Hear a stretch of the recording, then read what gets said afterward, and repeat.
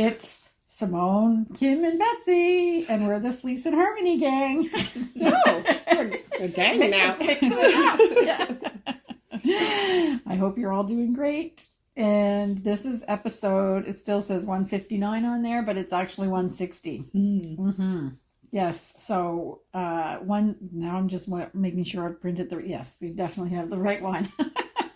160. This is the Fleece and Harmony Woolcast that is being recorded in our yarn shop, in our woolen mill, on our sheep farm in Belfast, Prince Edward Island. And welcome to everybody. So it's, like I said, November 15th, getting down to the nitty gritty. Of what? The end of the year. Oh, the end of the year. Okay. Holiday season and everything. All right. So what's happened on the farm? As we always do, we'll start with what's been happening on the farm, which is really not necessarily about the farm, but just what our lives have been like in the last 2 weeks. We're going to do another little segment on the blanket box because Simone got her knitting mojo back.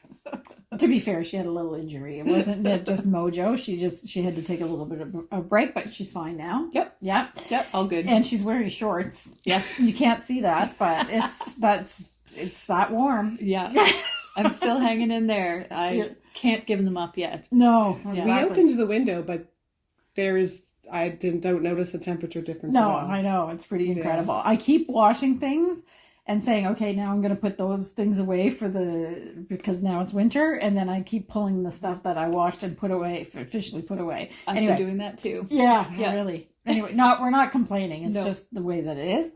We'll have a shop update that you aren't going to want to miss, especially if you still have Christmas knitting to do. Mm-hmm. And we have our regular segments on the projects. We have a really interesting nitty gritty on Steeking. Yep. And we'll just do another update about the sock knit along. And then at the end, we have a harmony part, which was recorded on the Bredor Lakes from my trip to Cape Breton. So we'll see that at the end. But first, what's been happening on the farm? We thought we had coyotes around, but which is not great. So we jacked up the fences, and but as it turns out, it seems like we have coyotes outside the fence line and owls inside the fence line. Possibly other raptors. Yeah. Oh. Yeah. So you mean like hawks and falcons? Yes. Okay. Yeah. So it's not. Yeah. I'm not talking about dinosaurs.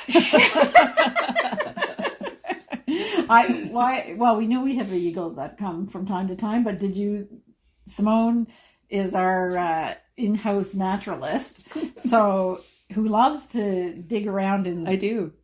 All sorts of stuff. Dirt. In the dirt. Yeah. But as it turns out, I don't know if Betsy was part of that conversation. She wasn't. She wasn't here. Oh, okay. Yeah. So we have... trails, like a trail in our woodlot, and we started seeing coyote scat there. There was no question it was coyote snacks. Coyote scat. Which, at one time was coyote snacks. Yeah, we've seen bits of coyote snacks along the trail. Yes. And then we started, so we were seen that they had tried to scratch under our fences, but our fences are made because that's what coyotes do. They tend to want to go under the fence instead of jumping over it. So you build your fence with that in mind. You'd have different levels of different spaces between the wires, specifically for coyotes. And we were quite concerned that we had coyotes in the field, or in the pasture, but we couldn't figure out how they got in because they didn't dig the holes deep enough to get in. So they obviously got snapped with our very hot fence before they dug down low enough to get under the wire. But yet we had what I thought was scat in the pasture. So it was a real mystery until I spoke to our resident naturalist. What was it? I think that it was probably owl pellets. Yes. Yeah. Okay. So owls and, the kind of raptor species. So which is not hawks and poop, by the falcons. way. Yeah. It's not poop. Yes. Oh, you Yeah, know, it's you know that- regurgitation. Yeah. So Kim found these and she's describing them. I'm like, well, she said there's a lot of fur and, it kind of looks like, pardon people, but it kind of looks like a fur ball. Yeah. And I said, well, that sounds more like owl pellets. And I said, did you take it apart with sticks? No. And she looks at me and she goes, no. She goes, why would you do that? And I'm like, of course I do. And the funny part about this is I went for a run on the trail after work that day and I came across barred owl pellets. Okay. So I took pictures Yeah. and sent them to Kim again and then pulled them all apart and then sent more pictures No, because actually- you can see the little bones and stuff like that. Actually, you didn't send them to us. No, I just showed them. You were very excited to show them to me, and I was waiting on a customer. And I was like, okay, Simone, I'll just wait on this customer. Because she said, look at this. I got something to show you. I thought it was a pattern she was going to show me because this customer was trying to choose a pattern. And then she shows me the picture, and I looked at it, and I said, okay, we can do this. We can do this. I was really careful not to show the customer. Yeah, so the customer probably thought, anyway. So I think Simone solved our mystery, and she explained in great detail why she thinks that it was owl pellets. And we know we have owls around here. Yeah. We have seen barred owls, so they're smaller than great horned owls, right? Yes. So we've seen barred owls, and we've got their call. But I think I'll be looking at the producer for this. I think we've heard great horned owls as well. Yeah. So they're quite big, and so their pellets are also quite big. Yeah. Not quite as big as coyote scat, but very similar in the way that they look. We actually looked up that day on the internet the differences between the types of owls and their pellets. Yeah. And it is surprising the different sizes dependent upon the bird. Well, I mean, you get owls that are like the Yeah. sawlets and are then like you've the got size of your owls that hand. are- Yeah. because the great horned are like Yes. huge. Yeah. Yeah. So that was thank you, Simone, because I was able to sleep after that because I was thinking, how would they have gotten into the pasture? And actually, I was thinking into the pasture and not have done any damage I was going to say, to and anybody. what were they doing? Like, they hadn't bothered anyone. No, exactly. Yeah. So anyway, that was our naturalist mystery solved once again by our expert. I don't know how wide a range a coyote pack will have because we're about 15 kilometers from you, maybe. Oh, is it that far? It's not actually that far. Let's say 10. Because you go as the crow flies. Because we definitely have the pack up by us again. Well, we definitely had coyotes in the area because we heard them. Yeah. So we haven't heard coyotes around our farm in particular for literally years, I think. Oh, okay. Yeah. Mm-hmm. So we definitely heard them, and the scat that we saw on the trail was definitely coyote. Okay. So you know they're out there. Yeah, so we knew they were there. Okay. But we haven't heard them again. I think they must have just been passing through because we haven't heard them again, but we were hearing them almost every night. Okay. For about 2 weeks or so. Yeah. You just need Jim and I to walk through the trail because we're so loud. Yeah. We scare everything away. Simone has a friend that she walks with who is also very into birds and naturalist things and stuff like that. So between He's my the two birding of them, expert. yes, between the two of them, all of nature's mysteries are solved. yes, So exactly. not quite, but we're getting there. It's good. But if there is a mystery, you got to know they're going to be elbow deep in it. Yep. And we're not squeamish. No. So I remember because Jim came when we were doing shearing, and at that time he's an artist. Yeah. So he was working on an art project, and I had been just casually mentioning that I had found a dead crow carcass, basically, which owls will also eat. Crow. I never thought, I was just like chatting, and he goes, "Do you know where it is?" I said, well, I know where it was. Yeah. But how long ago was it? I said, I don't know, about 48 hours ago. He goes, oh, well, I'm helping here. I said, do you want me to go see if I can find it? And he said, yeah, can I come with you? I said sure. Anyway, we couldn't find it. Yeah. No? It was gone. It was gone. Yeah. Lots of things to feed out there. Yeah. Nature is really does a good job of cleaning up things. So it was literally, might have been 36 hours and it was completely gone. So yeah. Anyway, so he was a little bit disappointed because it was incorporating it in an art project. Yeah. So anyway, all right. So that's what's happening on the farm.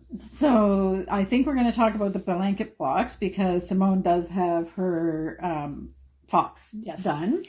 And Betsy can't show her block again because it's in the workshop. Yes. So we're preparing the blanket. Betsy's preparing the blanket for putting it together. So we'll show this final block first. Sure. And you've seen many of you have seen the pattern. So here it is knitted up. So in the sand and the chestnut. Yes. Yeah. So it's our cute little red fox. Yeah.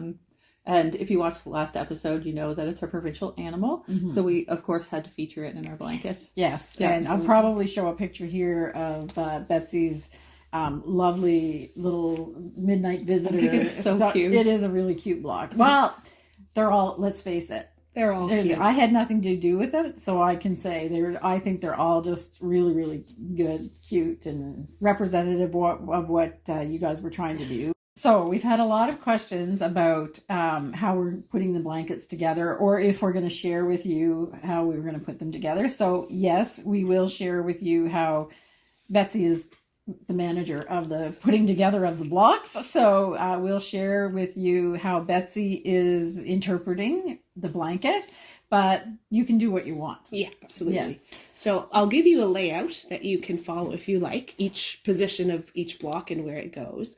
So I'm approaching it from a quilter's point of view. So we're doing the patchwork, spreading out the colors, making sure that separating the motifs from the, what do you call them? Yeah, the all over patterns to make sure that we just got a nice variety spread out.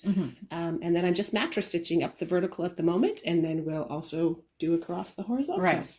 We're going to do a border, and we'll show you, we'll give the instructions of how Betsy has chosen to do the patchwork and the border in January. So that way we have the December, because we still have December to go, but obviously we need to get our blanket together so that we can tell you what we did in January. So that will be kind of a bonus release and we'll show you a picture of the layout as Betsy said.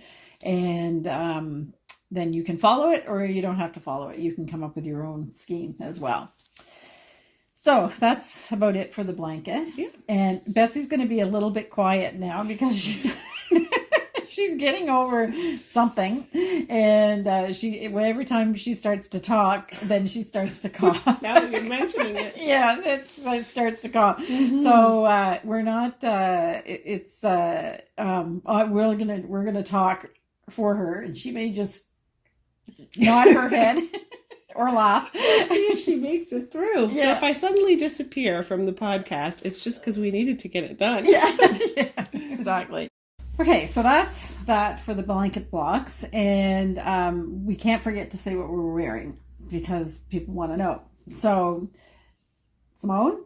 I am wearing the Lunenburg Pullover by Amy Christoffers, aka Savory Knitting, and it is in lichen and lace, the called for yarn. Yes, and I'm wearing my Hinterland, which is a pattern by Jennifer Steingass, and it is in thistle for the color work and the pine forest worsted for the rest of the knitting. She knits in I think it's a DK or a fingering weight. So I just did the adjustments on my gauge. Yeah. And I have the Snowflower, but it got a little toasty. Yeah. So Snowflower by Martin Storey and Felted Tweed. Yes. Right. Okay. Rowan Felted Tweed. Okay. So, so we have a little Christmassy shop update, and, so for people that don't know, we have a newsletter every week. It goes out on Fridays at 2:30 Atlantic time. And often we do special yarn batches on that newsletter, or we try to offer new things in the shop to the newsletter subscribers first. So if you haven't subscribed to the newsletter, then go online and there's a place to subscribe right down in the bottom right hand corner on the home page of our website.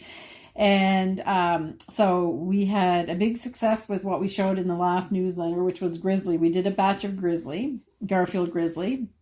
For people that don't know, Garfield Grizzly is a yarn that we do in special batches only.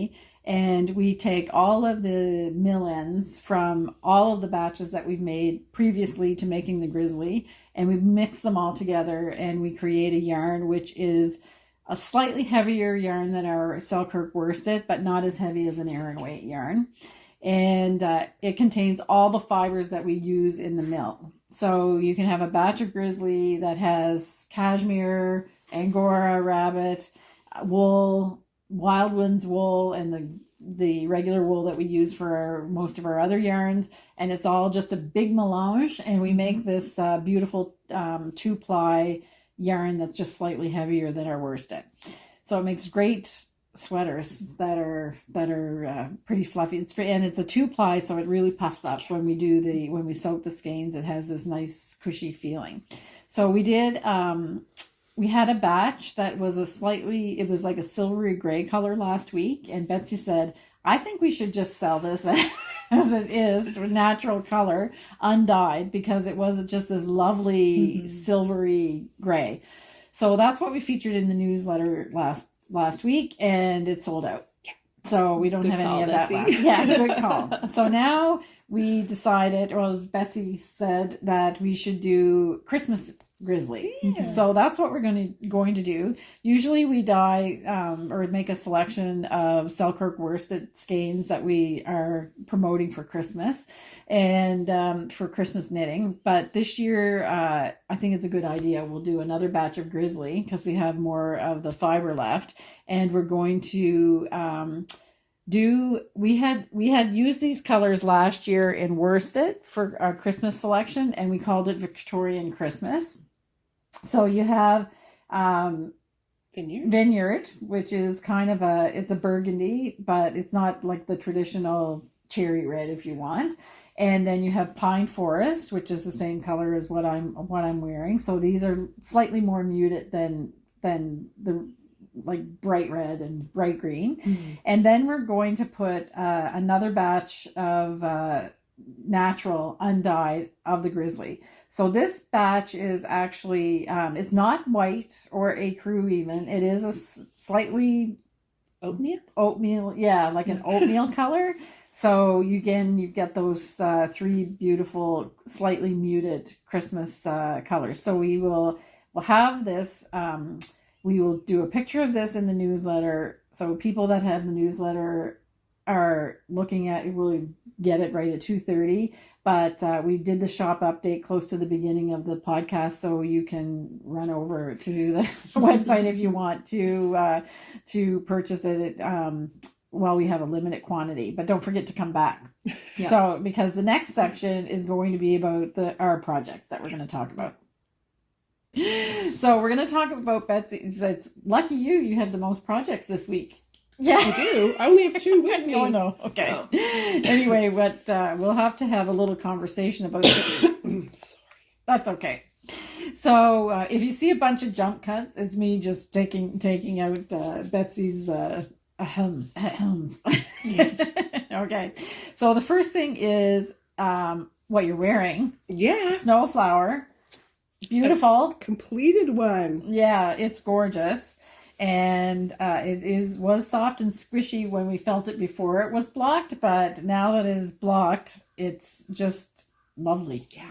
Well, it was lovely before. And did you sew the ends? I did. Yeah. Actually, okay. I crocheted them together. Okay. Yes. Oh, nice. So there's just so if for people that don't know about this yet, this is the ROWAN make along for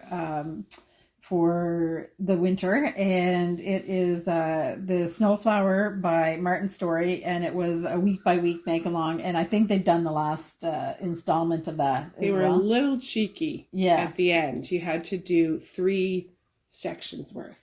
Oh. So I don't have a lot of other knitting because You I must was have been determined to stay on schedule. Yeah, right. Okay, so this is it. So, and you could have done a cowl too, right? Yes. Yeah, so that it was just less repeats. Yes. Okay.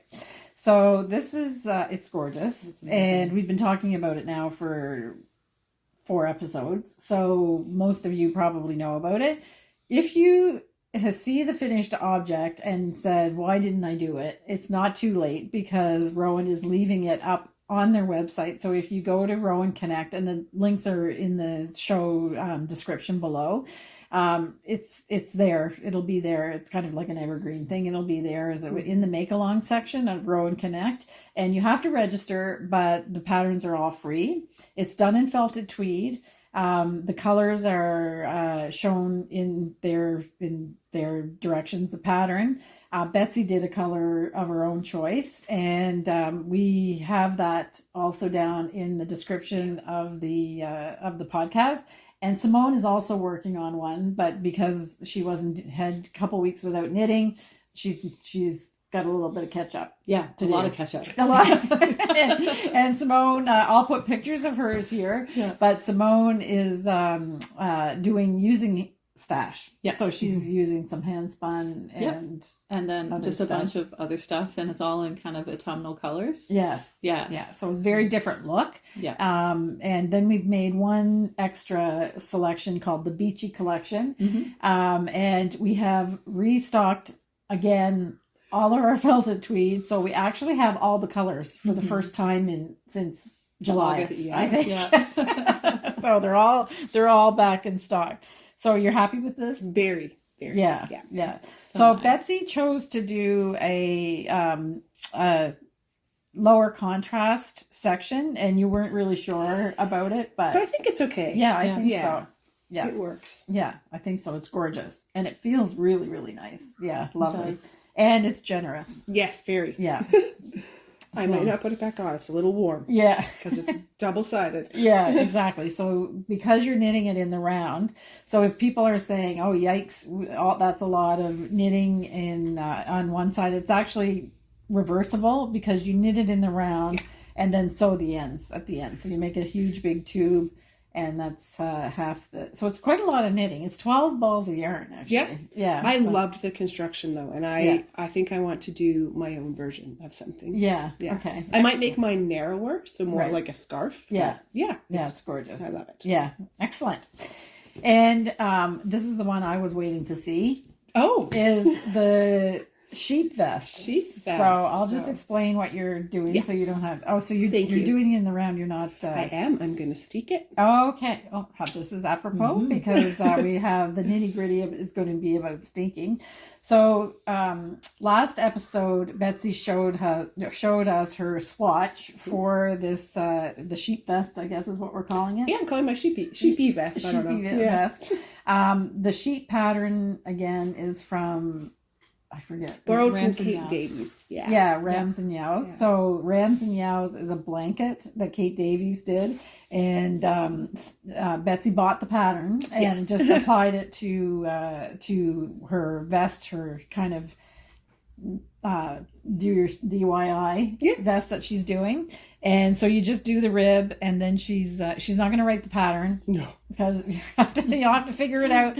And it is knit in ROWAN Alpaca Soft DK, and it's wonderful. Did you feel it? So squishy. Yeah. Yeah. And I don't know other projects that I have seen with Alpaca Soft DK. I don't recall as much halo as this.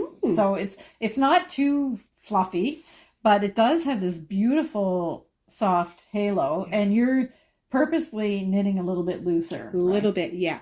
Yeah, I am. Just, I want it to make sure I don't have my floats too tight. Right. And just wanted it a little bit drapier. Yes. So Betsy's like me. We tend to knit a stiffer fabric. But I think I might have seen the other side of that coin now, because it really lets the yarn shine. It does. And I'm finding, I think it's helping too, because I'm carrying black behind white. Yes. So having it not too tight means it's not pushing through. Right. Yeah. It's beautiful. Thank you. Yeah, really, really nice. And like we said, the pattern is the Rams and Yows. It was a blanket that Kate Davey designed. I have a link in the description.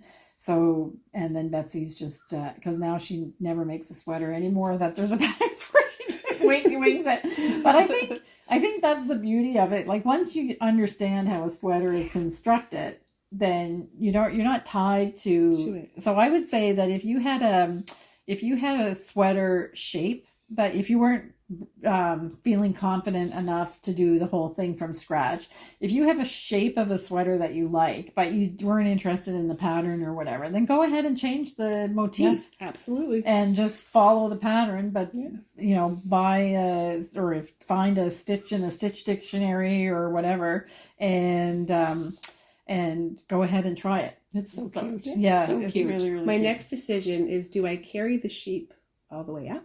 Oh, or do okay. I end and make it black? I can't decide. Oh, okay. I think I adding might have rams? to keep going more sheep. No, I'm not. I'm going to just go with the Sheep. What about we one use. random row of rams? Or just one random ram. There you go. King of the herd. Where's Waldo? Maybe. Which is more true to life. Yeah. Yeah. Maybe. We'll see. It's not like you not to have some kind of little I know, Easter a egg. little and something in something. it. You're Some right. little You might have surprise. sparked Yeah. something. We'll see. Yeah. So, yeah, but I'm really loving it. Yeah, it's gorgeous and it feels really nice. What do It they does. say? The term. It's very potato chippy. Just Yes. one more. Just one Yeah, more. Yes. yeah, Yeah. excellent. Okay, that's Thank really, you. really nice. It's going to be gorgeous. I can see that now that the snowflower is over. I'm gonna. Yeah, Tear exactly. through that. Exactly. Okay. So that's it for Betsy. And Simone, you're up. All And right. it's the Jethro Yes. cardigan. So this is the crochet and knit combo project. Yes. Oh my so gosh. I've finished the back piece. That's all complete now. Okay. And one of the front panels. Just started today on the second panel. So I'll seam this all together and leave space for the armholes. Okay. And then seam along the shoulders and pick up for the kind of, I think I might add like a shawl collar to it. Is the shoulder seam just? Yep, it's just going to be like this. So it's Okay. going to be kind of boxy with the drop shoulder and Oh, we're showing the back side. no, No, that's the we're front side. what? You're looking at the back. This is the back This piece. is the back? No, I mean we're showing the inside. No, No, that's no, this Is is this the outside. This is the outside? Oh, okay. So the seams are more prominent then. I haven't blocked it yet. Oh, okay. Yeah. All But they right. will be a little bit, and I like that. Yeah. It's Yeah. kind of like I just saw a pattern for a sweater that said just what did they call it? Seams out or something like Okay. that. So yeah, okay. Yeah. So, yeah, just trucking along on the little Okay. crochet pieces. And then the knit part is the sleeves. Sleeves, the ribbing band around the neck, Right. and then along the bottom there's a ribbing band as well. Yeah. Did you do a button band? There's no buttons on it, I don't Oh. think. There might be. Maybe I'm just not paying attention. I don't Yeah. know. But if there is, I know where I'm going to get my buttons. Yeah. We sell cherry wood buttons, and they're beautiful. Yeah. With 30 different motifs. Yeah. Yes. So it's going to be kind of boxy and oversized, and it's exactly the kind of cozy hug that I'm going for. Right. So So that's what I was going to ask you. I Yeah. was going to say, are we sure that it's not going to be too big? But the style is a slouchy style. Yeah, I want it okay. a little bit big. So Yeah. I envision this as my like cozy at home sweater that I Right. keep on my chair and That you throw could on actually put over top of a knitted sweater if you wanted to. if I want to. Yeah. Exactly. And you know, it kind of goes along with my favorite shawl. I have a shawl that I keep on the back of the chair, and that's the one that I always grab whenever the back of my neck's cold. So Right. yeah. So the last time I saw these blocks, they were just in a pile. And if you saw the last episode, then you saw that I was absolutely mesmerized by this color combination, and the love affair continues. Yeah, It's I'm just really happy gorgeous. with it. And it's all Selkirk worsted stash that I had. So Yeah. part balls left over from other projects. Yeah. And I'm using them all up in a fun sweater. Yeah. I did have to pick up more of the slate Mhm. because I didn't have enough of that, but that's fine. Yeah. I think that's key though. Whenever you're doing a scrappy project, be prepared and willing to at least invest in one other color that you may need as your sort of to make your it all main- work. Yeah, Yeah. exactly. To bring it all together. Yeah, it's gorgeous. Mm-hmm. And I have to say that I love the way it makes our yarn look. The crochet, it's really, this is a project that I would say it's an interesting project for the pattern, but it also definitely elevates the yarn even. It really as makes well. it shine. Yeah. So if anybody's still poo-pooing granny squares, then it's really, really stunning. Yeah. Beautiful. Nice. So is this one something that you are just picking up and don't want to put down? And Kind of. yeah. Yeah. Okay. Or is it an intermission type of project? It's just whenever my brain is tired, Okay. I can crochet practically with my eyes shut. Yes. Yeah. And especially when it's just like little granny squares. Yeah. It's very satisfying, and it feels like, you get a lot accomplished whenever, you're just kind of doing the production line as Betsy does. Right. So if you want to like kind of just chill, it's that kind of project. But you're it's not good. totally done making. Exactly. Yeah. Exactly. So I still have this many little squares. Ginger snap hair, sorry. Hardly any. Yeah. So that's going to be the front piece. I've got 2 in the bag there that I'm starting to join, but that's it. That's left. So excellent. not a whole lot left for that. Yeah. And then you have your framed. I do. So what's going to happen here, folks, is that Simone is going to show us her framed cardigan because she's... no, it's a pullover. Oh, sorry, pullover. But they're steeking. Yep. So she's going to show us her framed pullover. And then we're going to hop right to the nitty gritty. Mm-hmm. I'm still working on my just made for me sweater, so we're going to do that in a later segment. I see progress. Yes, there was progress. Not without some ripping back, I have to say. So I'm going to just say this right now. You were right. I should have charted it. Anyway, We'll get there. Here's adventures. So we'll get there after, but right now we're going to just watch or look at the framed progress, and then Simone's going to tell us all about her adventures in steeking. Yes. So I have you're almost there. done, and I'm making really good progress on the sleeve. I'm using my Leica needles actually for this one. Oh, okay. Yeah, because I couldn't find the size that I needed in a small circular, so I grabbed the Leica. Okay. And I like the Leica needles. Sometimes just, I don't know, the wood just adds this it does. element of, I don't know, coziness to it. We carry the driftwood Leica needles. So this is framed by Andrew Mowry. Yeah. And it is knit in our Selkirk worsted in spruce, bramble, and pearl. And I kind of followed the pattern up to where she divides the arms. I did extend the body a little bit because I didn't want a super cropped sweater. It is still shorter, but that's okay. It's the look that I'm going for, just not super cropped. Once I got to where she divides for the front and the back, she has the pattern written so that you knit back and forth on each separate piece. So you keep the front separate from the back. And I find that knitting in the round with steeks for the armholes to be the most efficient way for me. So that's what I did. I added steek stitches. You can kind of see it here. And then how many times did it take you not to have a heart attack that you might have had a hole in your netting before? A couple. Because when you do a steek on a sleeve, you leave this little gap like this, and then you're knitting past that. And then every time you pick it up, you think oh my goodness, there's a hole in it. I got hip to my own trick there, and I put markers on either side of the steek stitches so that I wouldn't have a heart attack.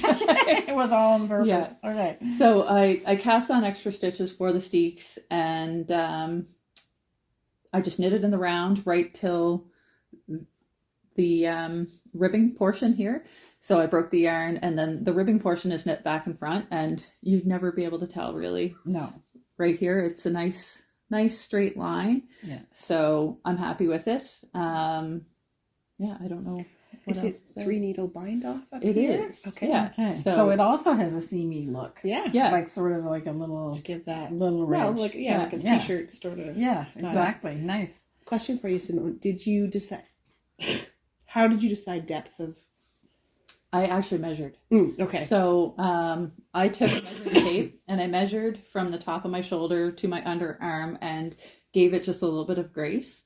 And then instead of increasing the yoke depth here, because I was afraid that I was going to run out of yarn because I am doing other modifications, I did buy yarn for the next size up to, you know, kind of combat any issues there. But just to be on the safe side, I did as was recommended in the pattern to here, and then I increased this portion.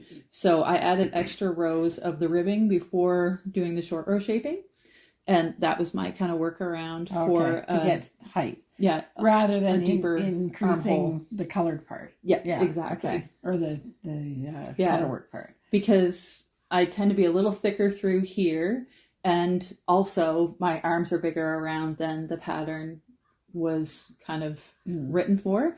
So I had to make allowances for that to fit correctly. Yeah. Perfect. So is that all you wanted to say about the project itself? I think so. Okay, so now we're going to go to the nitty gritty. Yep. And talk about the steek. We got a couple questions. Yes. And I have done steeking on an armhole once. I could not visualize at all how you would do it because before I did it myself. Yeah. And then it's kind of one of those things, if somebody explained to me how you do it, is you just knit the sleeve with stitches in between, and it sounds like you can't, if you haven't done it before, it's hard to get your head around it. Yeah. But that's exactly what it is. You do your increases and decreases. So do you want to give just I should have brought my chestnut. I never even thought, because that's what I did for the chestnut as well. Right. What were you to say? Oh, so I was going to say that if you do a lot of these kind of sweaters where you're working in the round and then you're asked to split for the front and the back for the sleeves, why would you do that? Once you get the steeking under your, like, there's no advantage at all, I don't think, or disadvantage of doing the steek. Yeah. Except that you get to knit in the round all the way. So it's a total advantage in color work. Yeah. Kristen Drysdale uses that technique for the one that she made out of our Selkirk worsted. Cordelia. Cordelia. She uses that style. Yeah, the steeking. So, okay. Yeah. So tell us all about steeking, Simone. Okay. So maybe start with what it is in case there's new viewers that okay. Do my best to explain this. Okay. I'm not the best explainer in the world. So with a lot of the sweaters that include steeks, they're just a row of stitches or several rows of stitches, columns of stitches. Typically, if you're dividing, there we go. So we'll take a picture of this. Yeah, typically if you're going to make a cardigan and you're knitting in the round, this is your little steek stitches here. So you'll put a marker on either side, and these stitches will eventually become hidden. So you want to give enough space width-wise. You did 5? Yeah. Yeah. So 5, I do 7, depending upon the, yarn. But that's a good ballpark. Betsy's doing the columns right now.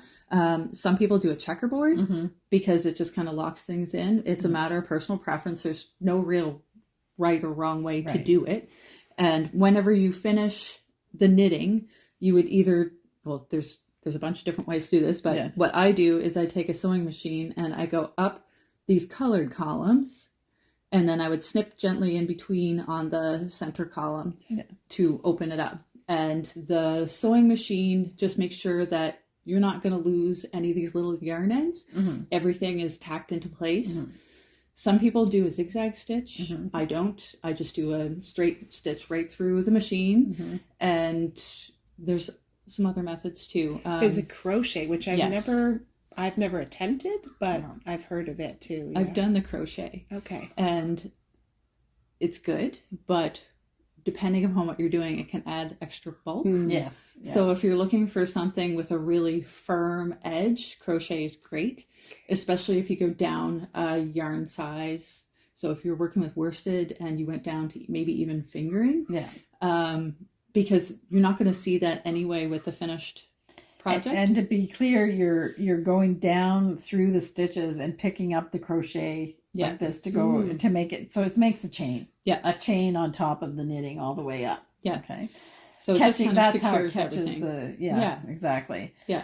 So, so then all of that, if you're a knitter, seems like what's the problem. Why are people afraid of steeking? It's because then you get out your big shears or your scissors and you cut your knitting. And the truth is that knitting will unravel horizontally around or whatever. That if you make a hole in the middle here, and the stitches will just go down. But it doesn't easily run sideways. Like the sideways when you cut vertically. Yeah. So, but you do have to have the right yarn to be able to do it successfully. So you need a yarn that is a little bit felt, basically, or is a little bit sticky. Yeah. So this is pretty soft. It is, which is why I will absolutely reinforce with a sewing machine. Yeah. However, it is wool and alpaca, wool. And both of those fibers, both of those fibers felt. So, and the felting is another way people. Yes, I was going to mention that as well. Yeah, because Karen was in at the shop here not long ago, and she mentioned that she used the felting technique for a steek, and she really liked it. Yeah. She was with a needle. Yeah, with the felting needle. She was away and didn't have access to a sewing machine, so she just felted away, and it's also very therapeutic. Yes. Yeah. So, and to be clear, you're felting up one of these rows or columns, right? Yeah, through the center. So you probably felt all of it. Yeah, just to be like all those 5 stitches you would felt. Yeah. Yeah. Okay. So not over to where I'm not trying it on this one, but that's definitely a technique I might try on something a little I've bit. never tried it myself, but I've heard a lot of good things about it. I've heard it about it too, Something else that other people have been doing as well is that center column here is they're purling the stitch instead of knitting it. And that way there's a very definite line that fits perfectly within your scissors. Okay. So it kind of makes like a little valley for your scissors to just easily fall into. And some people get kind of lost with the V's. So having that, texture difference can make or break the project for them. The key is, and if you're a little bit scared to do it for the first time, Betsy's done it a number of times, so and nothing scares her anyway. I've done it where it wasn't intended to be done. Yeah, exactly. Like cutting your neck off of your sweater and redoing and stuff like that. So anyway, she's a bit fearless, but I do 7. And the only difference between 5 and 7 is you're giving yourself a little bit of an extra buffer. Yeah. But it reminds me of my mother has a fear of driving over bridges. Mm-hmm. So I said, what do you think is going to happen? That you're just going to suddenly not be able to drive and go off the road? Has that ever happened? Only once, when she was eating chicken bones in the car. Anyway, that's a whole other story. But it's the same thing. Like if we should say too that chicken bones are candy. She wasn't actually eating chicken bones. Yes. The chicken bone candy that's popular here is cinnamon and chocolate. We've talked about it before. Yeah. Save your money on the liqueur as far as I'm concerned, but get the people candy. love it. Yeah, get the candy. Anyway, so the idea is that you have a little bit of a buffer, and you're just going to cut up the center of your steek. I did 7. I did it on the Paisley cardigan, so I did 7 just because I was nervous, but really you don't need it. You don't need it if you're confident. And just go slow. Just go slow. Yeah. Yeah. So, and the pearls bump is the same thing. It just means that you're staying in the row. Staying in your lane. This is why I prefer, I know people do checkerboard, but this is why I prefer the line one, because it gives you a runway. Yeah, exactly. So checkerboard, you could, how sometimes when you're counting your knitting, your eyes go googly and you can't see you could veer off. Yeah, exactly. That's always my fear too. Veering off with the scissors is a bad thing. In this case, especially if you've only got two lines of knitting on the either side, you might want to do 7 in that case. So, and we never really explained why we would do steeking, so we should probably do that. Because that was one of the questions that I had done a video on my Instagram of stabilizing and cutting the steeks, the armhole steeks for the sweater. And somebody messaged me and goes, why would you do that? They they weren't being rude. They were just generally curious. They had never done it themselves. So my response is that I am much more efficient knitting in the round than I am knitting and purling. So I just knit everything in the round, and then I divide for front and back. So for me, it makes more efficient knitting, probably more pleasurable knitting too, because I don't have to like get to the end of the row and then flip my brain and go backwards. So that's an advantage there.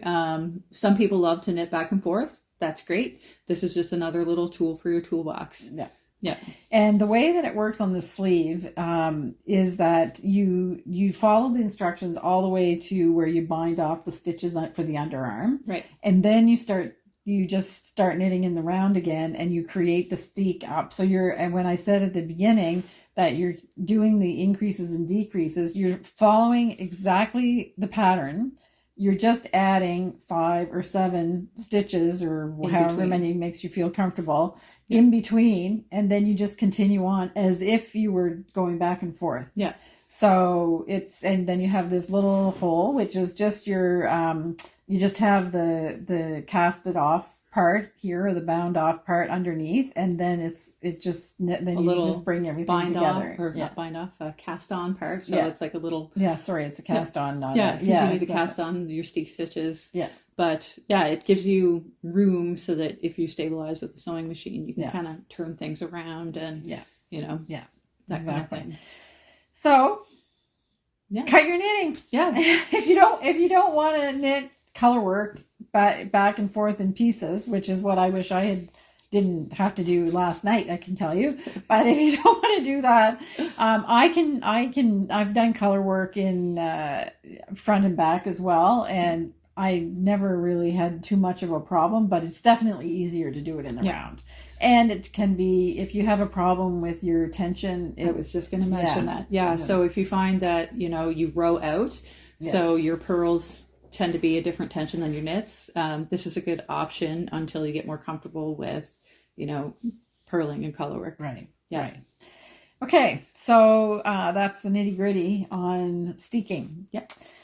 So next we're going to talk about just a little quick update about the sock knit along, which is coming to an end. It is. Yeah. Yeah. How many finished projects do we have now? A lot. I didn't check this morning whenever I came in. I just immediately went to the Carter. Yeah. So I'll have to check after. Yeah. But what we were up to 249 or? Yeah, something like that. Yeah. Exactly. There's a lot of finished projects. You guys are keen. Yes. And I should mention now too that the end date is December 1st at 5 p.m. Atlantic time. Right. So I'll be locking the thread after that, and we will choose 3 different prize winners. First prize will receive 3 Ravelry downloads of their choice for single patterns. It can be socks, whatever. Second prize is 2, and third prize is 1. So it's kind of a fun thing, and you'll get your prize right away too. So that's kind of an advantage to the Ravelry download system. Yeah. We're pretty fond of it. Yeah. And I love seeing everybody encouraging everyone else in the Ravelry threads too. It's really great. The discussion has been, pretty busy, and lots of people trying new things and people cheering them on. It's really nice. Yeah, good. And although I've stalled, I will say I'm not giving up on socks. It's not like I'm like, oh, I'm never doing that again. It was just, I sort of like, stuck my toes in the water, and I might come back to it again. Okay. Yeah. All right. I know some things when I try them, I'm like, oh, you know what? No interest. Yeah. That wasn't quite how it went with socks. Okay. Yeah. Good. So, you have 2 socks. I do. I have a finished pair and then a progress pair. So these are Willow socks. They're finished up. Yeah, they're gorgeous. So and cute. I saw them being blocked. So these are the real finished project. Yeah. They look like they were knit by machine. It's really nice. They were, because Simone is a machine. Yeah. Exactly. So it was just kind of a pattern that I made up as I went along. It's a fairly simple sock, top down, with a slip stitch heel and garter tab edging. a nice rounded toe, and I added just a little tiny bit of color work for fun. I'm still using up the last little bit of my cherry slush. Is it gone now? No, I still have some left. So yeah, I'm going to intersperse it in other projects. Okay, we'll see it again. Yes. So this is our point from sock in caramel apple, and then cherry slush for the accent, the toe and the heel. And these are a Christmas present for Willow. So if anybody knows Willow, don't tell her. Yeah. So I have a question. Yep. I always get confused about this if I'm trying to do like an alternate color on the heel. How do you know when to start the new color and when not to? I like to start on the knit portion. So I'll just do a plain knit row across the heel. Okay. And then I turn it and then do the purl. So no, do you know what I mean? Like how wide the color is? Like should it be here, or should it be where you have it, or should it be back? Like I always get there and I think, okay, should I change my color now? Or I didn't think about it at all when I did it. I think I just started the moment you start your heel flap and gusset. Yeah. Oh, you have to do it then. That's when I do it. Yeah. Okay. And it's typically half the stitches because that's what you're right. Yeah. So half the number of stitches around, but the actual point of where the line goes down is when you start, as soon as you start your gusset then. Yeah. Okay. Yeah. Because I wanted to do, so I've only made 2 pairs of socks, and I ended up doing all the same color, but I wanted to do a funky alternate heel, but I couldn't figure out where to start it. Okay. But I wanted it to be more like this. So but you can't, I guess really can't do it. You could, but it would mean that was beyond my skill level. Kind of intarsia, but in the round. Yeah, that's what I thought. It was going to be intarsia, and I'm like, I think knitting the sock is enough. Yeah. Okay. All right. So when you start your gusset, that's when you add your color. Yeah. Okay. Yeah. Perfect. So They're so cute. Easy peasy vanilla sock, and it was great brainless knitting. Yeah. I only really had to pay attention here whenever I was starting the heel, and then whenever I was doing the toe. Yeah, and the rest was just pretty simple knitting. Really nice. Yeah. Okay, and then you've got another pair on the needle. I do. My Moon Mist socks. Yes. Somebody found Moon Mist ice cream. Did they? Yes, they sent a picture. So I've made some progress on this. I've finished the leg. I've finished the heel flap, and I've started on the gusset. Okay, and this is Missing Mojo by Nancy Wheeler. Yeah. And it is Nerds with Needles, nerdy sock base. Okay. Yes. Great. Yeah. And it's in the Moon Mist colorway after the ice cream. So it's a busy sock, but it works, and it will make Willow really happy. So she's getting 2 pairs of hand knit socks for Christmas this year. Yeah. So the point that you had made in the last podcast is that usually you wouldn't use the heavily variegated yarn in a patterned sock, but in this case, it works. It seems to stand up. Yeah. And I think it's because there's these fun little, slanted stitches in it, so it does work. Yeah. And so it's going to be another Christmas present off the list. Yeah. And you're using Magic Loop on yours? Yeah, I am. Okay. So sorry, people that hate Magic Loop. Yeah. You can take a picture. Yeah. It just makes it easy. And she does include a fun little detail here. So it's just kind of a broken rib. Where's that? Right here. What part? Here, I can see. What part of the sock? It's the instep. The instep. Yeah. Oh, okay. So it continues down the sock. So it's just a little bit of interest to keep you going, which is fun. So maybe what we'll do is we'll show a picture of a pair of socks that she made without in a plain yarn, so you can see the detail, and then we can show a picture of yours, which are lovely too. Yeah. Yeah. Okay. So Excellent. that'll be fun. Okay. And now I just have to get some stuff done for Judah too. Okay. Oh, that's right. Yes. 2 kids. Fair. Yeah. So sock knit along ends on December 1st. Right. So if you haven't started, well, you're a fast knitter. And it's funny because Miranda was in today, speaking of sock knitters, she was here, a week and a half ago. Okay. And she got the Charming Colorwork socks, and she's already finished her first pair. Oh, good. Okay. Yeah, so there is still time when it comes to socks. There is still time to do it. Okay. Great. Okay, so socks everywhere. And now I am going to talk about my You Can Do It sweater. So I brought the actual sweater again because I don't think that it's kind of hard to show it in pictures, but just to remind everybody, I'm sure this has been taking me so long to do that everybody knows about it now. So this is the famous sweater that I loved. And guess what? When we finished pulling a bunch of stuff out of the storage container that we had from the renovation, and we finally got that clean, and I opened up a box and I actually had another version of this sweater, but a V-neck. It's not the same. It's not exactly the same, but I obviously love them because I have another acrylic sweater with a little bit of wool in it. It's the speckly, heathery colors. I don't know, and the feel of it is really nice too. Yeah. So anyway, I'll be sporting another. It's a beige and brownie color one, but it is a V-neck. It's not exact. I like turtlenecks. You had that on Saturday, right? I still had the tags on it. Oh, geez. Okay, I guess I don't. I have 3 of them. There's a red and brown one, which I had on Saturday. Yes. This is the one I wear, like I said, when I don't really feel like I should be in my pajamas, but I put this on with a pair of leggings. And then I found another one that still had the tags on it. But it got packed up in my boxes that I probably haven't seen for 12 years. Because some of the boxes, when we moved here, we put them up in the attic and then they went right out into the container, and it was like a treasure hunt this weekend. Exciting. Yeah. Anyway, so this is a sweater. I love just the way that it fits.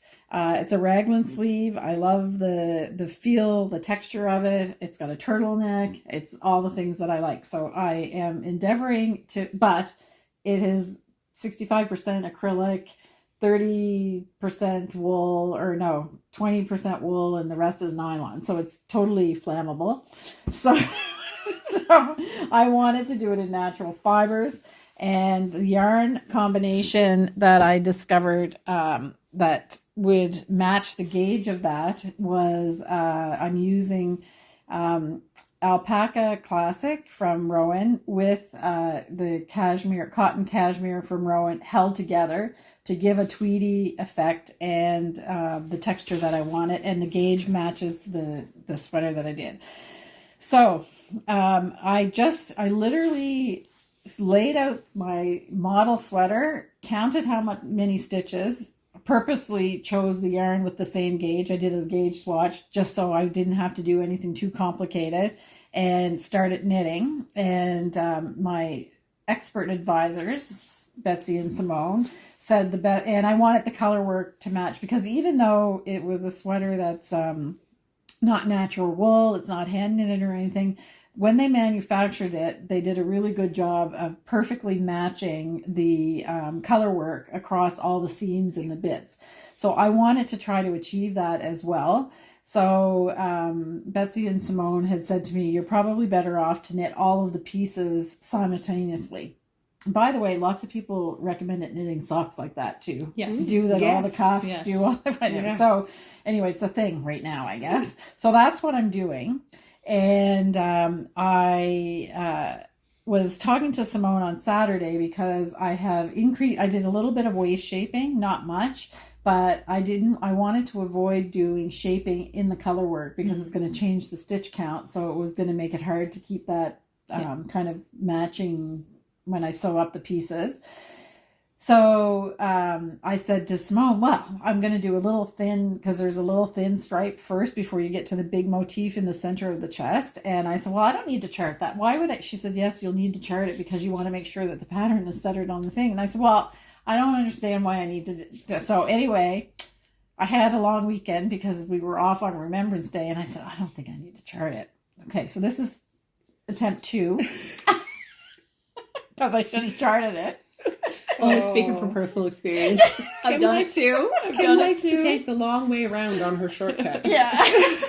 I've gotten burned on that one too, where it's like, oh, I don't need to chart that out. And then you're like, oops, I did not see that one coming. Yeah, right. So I now understood what you meant about, I actually kind of left and thought, does she think I'm stupid that I can't set her the pattern? Well, no, she was right.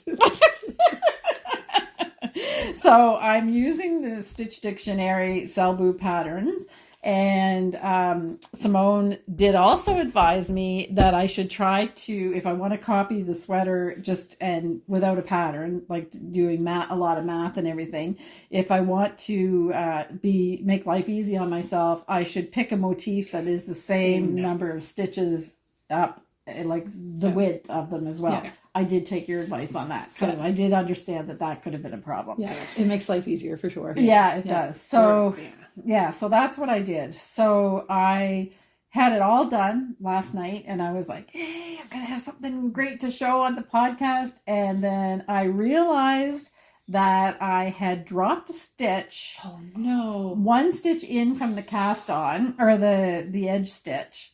So I thought, well, I can try to drop down because I like diving down in my knitting and fixing stitches. But one stitch from the cast or the salvage stitch, of course, I dropped another stitch on the edge, and you've got all the floats in the back that you had to deal with.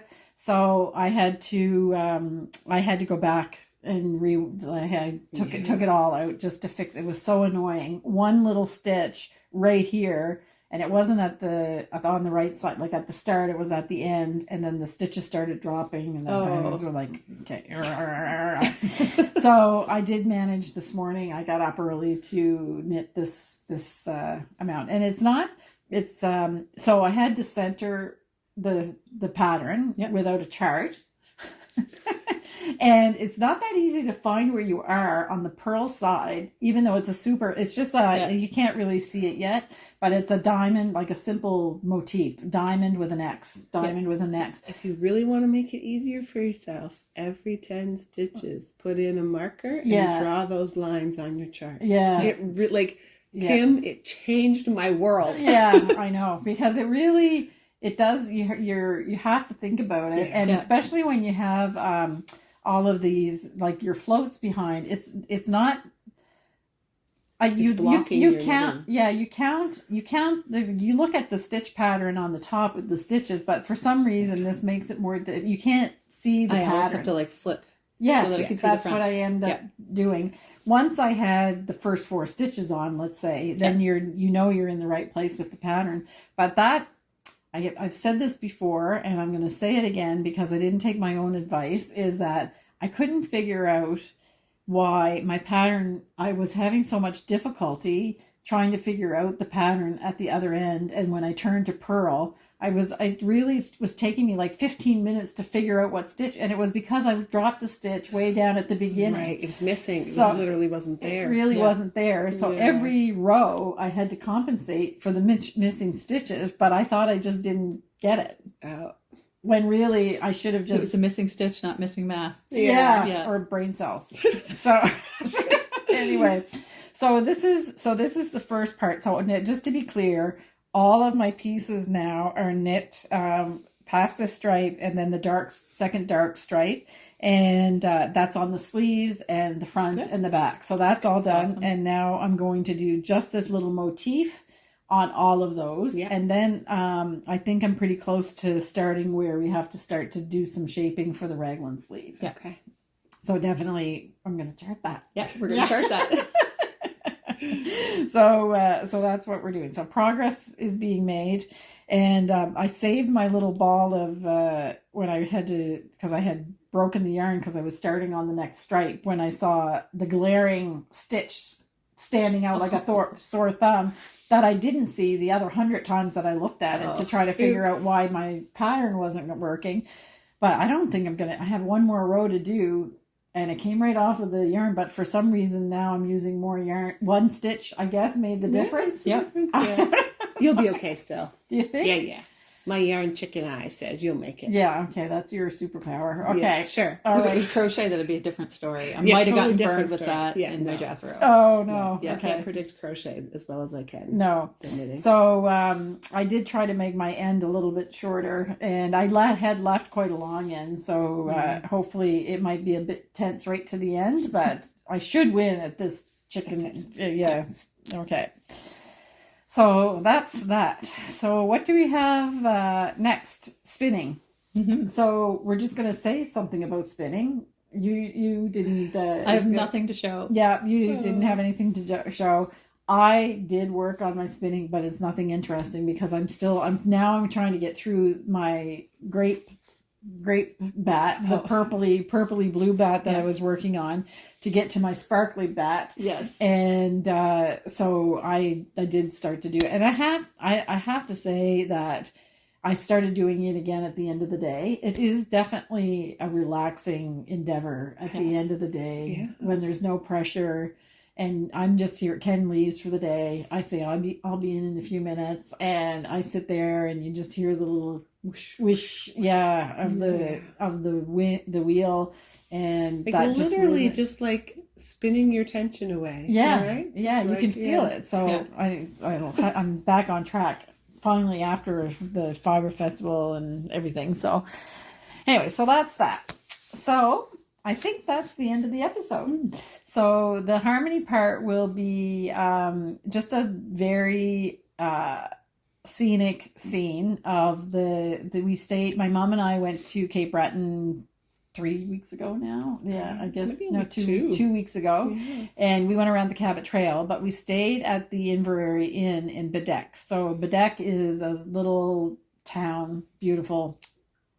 It's one of the starts of the fiber or the Cabot Trail, depending on which direction you go around.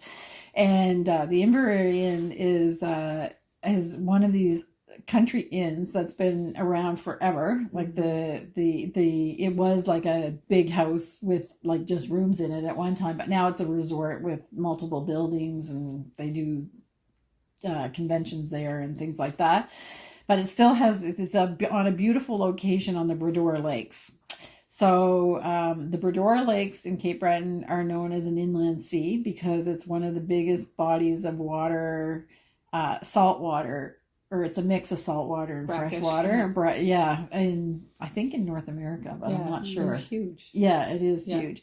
So, but it's beautiful. And when we were there, the weather was very calm. And I can tell you that there's like a little inlet and the inn sits right on that inlet.